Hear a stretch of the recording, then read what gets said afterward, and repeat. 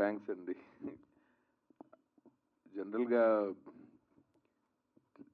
చిన్న సినిమా పెద్ద సినిమా అని ఒక ఇంట్రెస్టింగ్ డిబేట్ ఒకటి తెలియకుండా మన సస్పెక్ట్ వేదిక మీద స్టార్ట్ అయిపోయింది. నాకు తోచిన అభిప్రాయం కూడా చెప్పేసి ఆ టాపిక్ని రౌండ్ ఆఫ్ చేసేద్దాము. ఎక్కువ రిస్క్ ఒక ప్రొడ్యూసర్ తాలూకు బ్యాండ్ విడ్త్, అతని పర్సు ఎంత ఉంది అన్నదాన్ని బట్టి ఎంత రిస్క్ చేయగలుగుతారు అన్న దాంతో సినిమా మేకింగ్ ఆధారపడిపోయింది ఇవాళ రేపు. సో అందులో ఆ తక్కువ రిస్క్ తీసుకోగలిగిన ప్రొడక్షన్ అయితే ఆ బర్డెన్ డైరెక్టర్లకి, ఆర్టిస్టులకి, టెక్నీషియన్లకి అందరికీ పడిపోయింది. అలా అది తెలియకుండా ఒక పెద్ద కథ అయినా సరే, ఆడియన్స్కి బాగా నచ్చే కంటెంట్ అయినా సరే ముందు గీత గీసుకున్న సినిమా లాగా, అంటే మనకి ఈజీగా ఇండస్ట్రీలో వాళ్ళకి అర్థం అవ్వాలంటే, రామానాయుడు గారు ఏ సినిమా తీసినా ఆ సినిమాని ముందరే స్క్రిప్ట్లో క్యాలిక్యులేట్ చేసి ఇంత అని ఒక గీత గీసుకుంటారు. తర్వాత అరిచి గీపెట్టినా అది దాటనివ్వరు. ఆయన పద్ధతి అది. అలా ఆయన సక్సెస్ఫుల్. సేమ్ వాళ్ళ అబ్బాయి సురేష్ బాబు గారు ఒక సినిమా తీస్తున్నామంటే అది బాగా రావటం కోసం ఎంతైతే అంతా పెట్టడం అన్నది ఆయన ప్రాక్టీస్ చేశారు. ఆయన పద్ధతి అది. ఇద్దరూ సక్సెస్ఫుల్గా ఉన్నారు. సో సినిమా గనక బాగుంటే చిన్న సినిమాలు పెద్ద కలెక్షన్లు చేస్తాయి, పెద్ద సినిమాలు 0 కలెక్షన్లు కూడా చేస్తాయి. కాబట్టి సినిమా బాగుండటానికి కారణమైన మెయిన్ ఎలిమెంట్ ఏంటంటే ప్రచారం. ఆ ప్రచారాన్ని ఈ సినిమాకి నిర్వహిస్తున్న మన మీడియా మిత్రులకి, పిఆర్ఓలకి మొట్టమొదట ధన్యవాదాలు. ఎందుకంటే పబ్లిక్ ఇదో సినిమా ఉంది అని తెలియాలి అంటే ఇప్పుడు బాధ్యత వాళ్ళది, తీసిన వాళ్ళది కాదు. అలా మీడియాలో ప్రమోషన్ దాకా దాన్ని తీసుకెళ్ళి థియేటర్లు మాట్లాడి ఆడియన్స్కి ఆ కంటెంట్ని చేరువలో పెట్టాలంటే ఆదినారాయణ గారు లాంటి వాళ్ళు, డిస్ట్రిబ్యూషన్. సో మనం ఒక సినిమాని మన టార్గెట్ ఆడియన్స్కి రీచ్ అవ్వాలంటే రివర్సల్ ప్రాసెస్లో ఫస్ట్ కాగితం మీద, నాకు తెలిసి కిరణ్ గారికి చాలాసార్లు చెప్పాను నేను, ఆయన ఒక రకంగా నా బాధితుడు పాపం ఆయన. ఎందుకంటే 10 సంవత్సరాల పైన మా ఇద్దరికి చాలా అనుబంధం ఉంది. నేను 2014లో ఆ పీపుల్ మీడియా ఫ్యాక్టరీ స్టార్ట్ చేసే పనిలో సియాటల్లో ఉన్నప్పుడు ఆయన ప్రత్యేకం కనెక్టికట్ నుంచి సియాటల్కి వచ్చారు నాతో టైం స్పెండ్ చేయటానికి. అక్కడి నుంచి ఎవ్రీ టైం యూఎస్కి వెళ్ళినప్పుడల్లా మేము కలిసి తిరగటము. చివరికి మా చెల్లెలు బావగారు డాలస్లో మీనాక్షిను శాస్త్రి గారు, వాళ్ళకి కిరణ్ గారు కుటుంబం చాలా ఆప్తులు అనమాట. సో మంచి ఫ్యామిలీ ఫ్రెండ్షిప్ ఏర్పడి ఈయనకి సినిమాలు అంటే విపరీతమైన ఇష్టం. ఈయన యాక్చువల్గా స్లో మోషన్లో వాకింగ్ చేస్తూ ఒక ఇన్వెస్టిగేటివ్ పోలీస్ ఆఫీసర్ లాగా సినిమాలో కనపడ్డారు. కానీ ఆయన ఒక ఎక్స్ట్రాడినరీ డాన్సర్. చాలా పార్టీల్లో చూశాను, నా దగ్గర వీడియో ప్రూఫ్లు కూడా ఉన్నాయి. ఆయన చిరంజీవి గారు స్టెప్స్ వేస్తే అసలు అద్దరగొట్టేస్తారు. అంటే చాలా ఈజీ ఉండటం, అంటే ఎక్కడ కొత్త లేకుండా కెమెరాకి. నేను పర్సనల్గా ఈయన చాలా ఏళ్ళుగా సినిమాలు తీస్తాను, సినిమాలను తిరుగుతున్నారు. మా మిత్రుడు కత్తి మహేష్ ఉన్నప్పుడు నుంచి కూడా ఈయన హైదరాబాద్ వచ్చినప్పుడల్లా ఎవరు ఏ డైరెక్టర్ కొత్త సినిమా, చిన్న సినిమా తీయటానికి రెడీగా ఉంటే ఈయన వాళ్ళందరికీ ఈయన కనెక్ట్ అవుతూ ఉండేవాళ్ళు. నేను ఒక గంట కనిపెడుతూ ఉండేవాడిని. ఎందుకంటే స్నేహితుడు సినిమాల్లోకి వస్తానన్నప్పుడు కొంచెం మనం జాగ్రత్తలు చెప్పాల్సిన బాధ్యత మనకు కూడా ఉంది కదా. ఎందుకంటే ఆయన ఇందాక ఆవిడ యాంకర్ గారు అడిగారు ఒక క్వశ్చన్, ప్రొడ్యూసర్గా ఎక్కువ కష్టపడ్డారా, హీరోగా ఎక్కువ కష్టపడ్డారా అని. హీరోగా ఆయన నటించడం బాగా అలవాటు, ఇంట ఆఫీస్లో అన్నీ.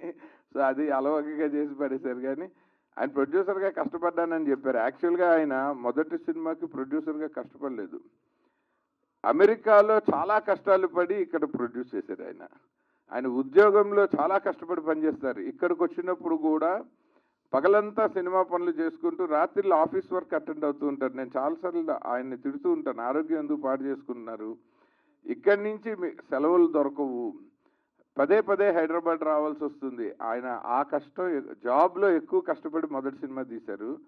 ఈ సినిమాని మనందరం ఇష్టపడి ఆయనకి 4 రూపాయలు వచ్చేటట్టు చేస్తే ఈ డబ్బులతోనే తర్వాత ఆయన మంచిగా ప్రొడ్యూసర్గా పెద్ద సినిమాలు తీస్తారు. అప్పుడు రాధాకృష్ణ గారు లాంటి డైరెక్టర్లు సుఖంగా దర్శకత్వం మాత్రమే చేస్తారు.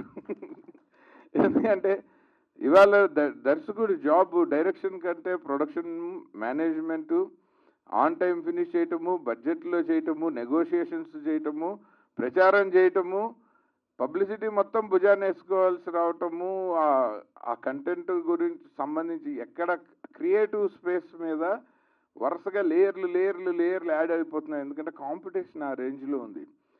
అన్ని బర్డెన్స్లో నుంచి ఈ ప్రొడ్యూసర్లు బాగా ఎదిగి ₹4 సంపాదించి ఆ బర్డెన్స్ ఒక్కొక్క లేయర్ తీసేస్తే దర్శకుడి తాలూకు నిజమైన సృజనాత్మక ప్రతిభ నిజంగా ఆ ప్రేక్షకులు ఇండస్ట్రీ రెండు చూస్తాయి.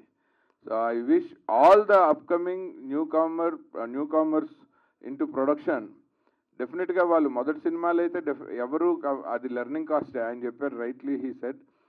ఆ లెర్నింగ్ కాస్ట్ ఒక్కొక్కరు ఒక్కొక్క స్థాయిలో తీసుకున్నారు. నేను ఆయనకు బోల్డన్ని సలహాలు ఇవ్వగలిగిన కారణం నాకేదో తెలుసని కాదు. 2008లో నా లెర్నింగ్ కాస్ట్ అప్పట్లో 3,60,00,000. ఇవాళ ఈయన లెర్నింగ్ కాస్ట్ ఈ సినిమా అంతా.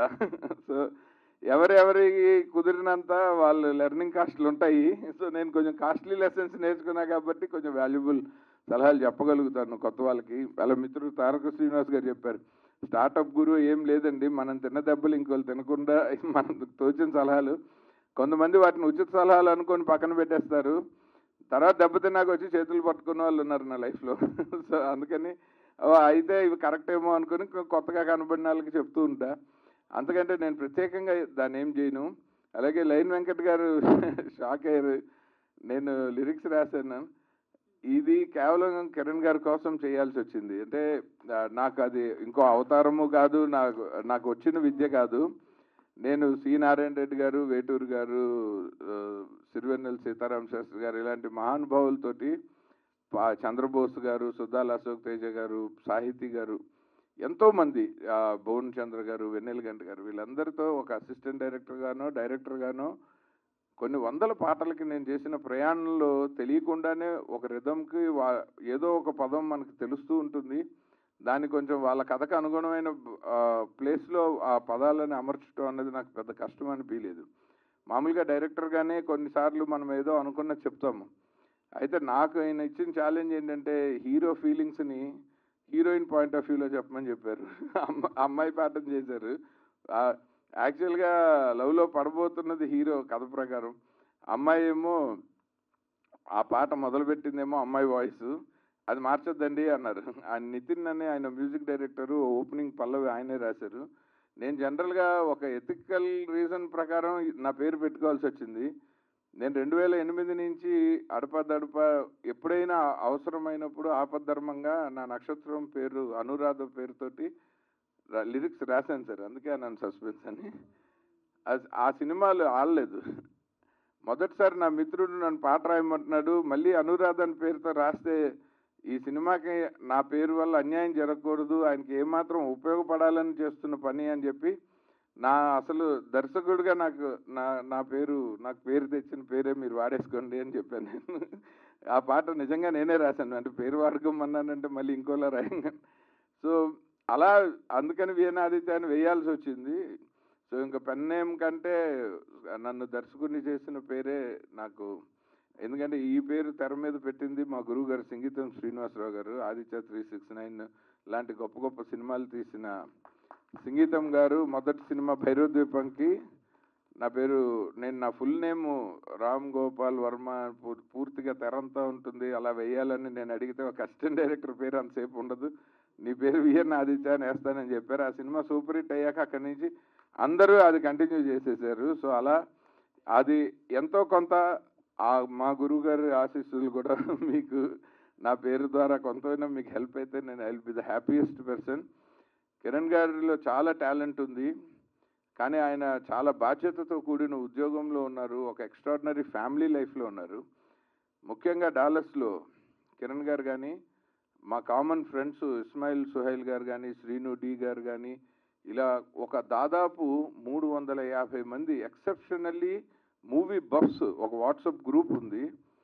వీళ్ళకి సినిమా అంటే ఉన్న పిచ్చి చూస్తే నాకు చాలాసార్లు ఒళ్ళు గగురు పొడుస్తుంది, కళ్ళు చెమరుస్తాయి.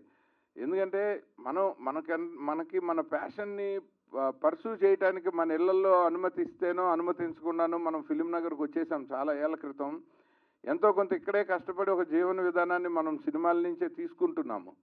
కానీ వీళ్ళందరూ లైఫ్లో వేరే బాధ్యతల్లో ఉండి వేరే బరువులు ఎత్తుతూ సినిమా అంటే ఉన్న ఒక అభిమానంతో వాళ్ళు అందరినీ టాలీవుడ్ నుంచి, ఇప్పుడు నేను వెళ్ళినా, రాజ్ గారు వెళ్ళినా, మన శ్రీనివాస్ గారు వచ్చినా, జితేందర్ గారు వచ్చినా, ఎవరు వెళ్ళినా సరే, మన సింగర్స్ వెళ్ళినా, ఆర్టిస్టులు వెళ్ళినా, వాళ్ళు వాళ్ళ టైంని, వాళ్ళ బౌండరీస్ని వాళ్ళు ఎక్స్పాండ్ చేసే విధానం చూస్తే, ఇంత సినిమా అభిమానం ఉన్న వాళ్ళ కోసం సినిమాల మీదే బతుకుతున్న మనం ఇంత చేసినా చాలన్న ఫీలింగ్ వస్తూ ఉంటుంది నాకు.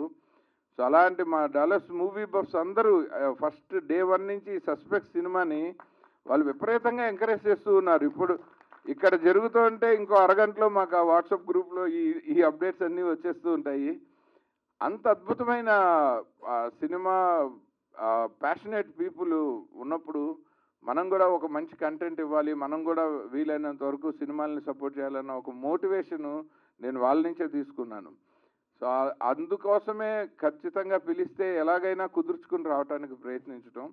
అండ్ సస్పెక్ట్ సినిమా ఇది ఆయన ఏమీ ప్రయోగం చేయలేదు. రాధాకృష్ణ గారు ఇది బడ్జెట్ తక్కువనో, ఆర్టిస్టులు కొత్త వాళ్ళనో, టెక్నీషియన్స్ ఇన్ఎక్స్పీరియన్స్డ్ అనో సినిమాని అలా తీయలేదు. ఆయన చాలా అందంగా డిజైన్ చేసుకున్నారు.